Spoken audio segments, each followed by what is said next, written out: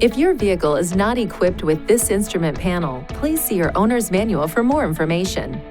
The rear cross-traffic alert helps alert the driver with visual and audible warnings of a vehicle approaching from the side when backing out of a parking space. RCTA operates when the shift lever is in the reverse position and the vehicle's speed is less than approximately 5 miles per hour. RCTA uses radar sensors located on both sides of the vehicle near the rear bumper to help detect other vehicles approaching from the right or left of the vehicle. The radar sensors can detect an approaching vehicle up to approximately 66 feet away. If the radar detects an approaching vehicle from the side, a chime sounds and the side indicator light on the side of the approaching vehicle flashes. There may be instances when you want to turn the rear cross-traffic alert system off.